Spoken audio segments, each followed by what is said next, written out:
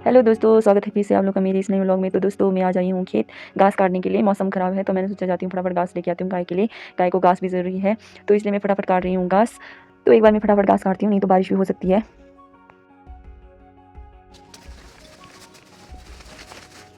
तो दोस्तों देखो, मैंने तौलिया के पास घास काट दिया है क्योंकि अभी तौलिया के पास ही घास काटने का है। बाकी बाहर से तो हम बाद में काटेंगे सर्दियों के लिए कोटा। तो देखो मेरा बन गया है बोझा इतना 1 किल्टा। तो इसको लेके जाऊँगी मैं बाद में। इससे पहले मेरा एक और काम है, वो काम करना बहुत ज़रूरी है। तो वो ये काम है, इसको काटना बहुत ज़रूरी है। ये है बेकार घास जिसको बोलते हैं बास किन्नौरी में, हिंदी में तो पता नहीं क्या बोलते हैं। तो इसे काटना बहुत ज़रूरी है। आजकल इसका बीज हरा रहा है तो अभी काटेंगे तो ठीक है। देखो कि दोस्तों ये पूरे खेत में फैल चुका है ये बेकार घास।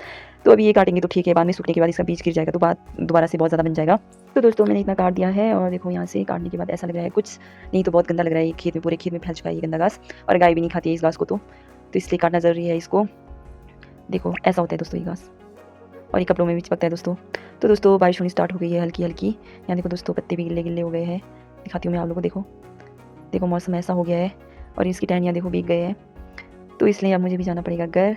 तो दोस्तों ऐसा है कुछ आज। और देखो दोस्तों मैं कैसे शूज़ पहन के आई हूँ, बरसात में यही सबसे बेस्ट शूज़ है। आप लोग भी ले लेना, बहुत कंफर्टेबल और बहुत अच्छा है बारिश से बचने के लिए।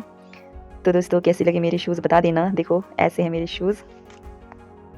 तो मेरा बोझा भी है रेडी और मुझे निकलना पड़ेगा घर के लिए, नहीं तो और तेज़ ज़्यादा बारिश हो जाएगी। तो इसलिए फटाफट मुझे जाना पड़ेगा खेत से घर की ओर। देखो घास काटने के बाद कुछ ऐसे दिख रहे हैं तौलिया के पास, ऐसा खाली खाली सा। बाकी घास बाद में काटेंगे। तो चलो चलते हैं अब घर की ओर। तो देखो दोस्तों खेत से जाने के रास्ते ऐसे होते हैं, खेतों में से घर जाने के लिए रास्ता घास से भरे हुए रास्ते होते हैं। और आजकल तो घास भी बहुत बड़े बड़े हो गए हैं, अब काटने का भी टाइम आ रहा है इसलिए ऐसे रास्तों से जाना पड़ता है दोस्तों। देखो यहाँ पे, और देखो घास भी भीग गए हैं, बारिश हो रही है साथ में। तो मैं साथ जा रही हूँ घर। देखो खेतों के बीचों बीच से होता है रास्ता, और ये हर खेत में एप्पल ही एप्पल लगे हुए हैं, एप्पल के पेड़ हैं। तो एप्पल के पेड़ों के बीच से ही जाना पड़ता है।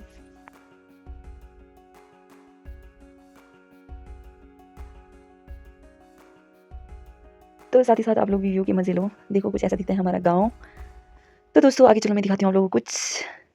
देखो ये तो सूख के ऐसा होता है और इसका बीज गिर जाएगा तो फिर बहुत ज़्यादा फैलता है। तो देखो दोस्तों मैंने दिखाया था आप लोगों को ये खेत कितना प्यारा लग रहा है। अब मुझे नहीं पता ये ओगला है कि फावड़ा है तो मुझे माफ़ कर देना। बाकी देखो ऊपर काम रुकीला दिख रहा है, देखो मैं ज़ूम करके दिखा रही हूँ।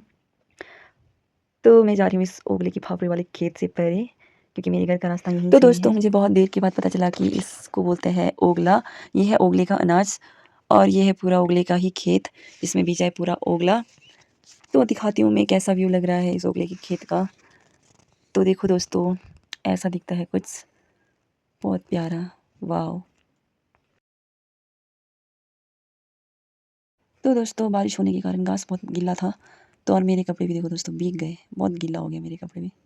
देखो दोस्तों ऐसा हो गया है कुछ मेरे कपड़ों का हाल। तो चलो चलते हैं अब घर में ही जाके देखते हैं। तो ठीक है दोस्तों, आज का ब्लॉग अच्छा लगा तो प्लीज़ मुझे like share comment and follow ज़रूर करिएगा।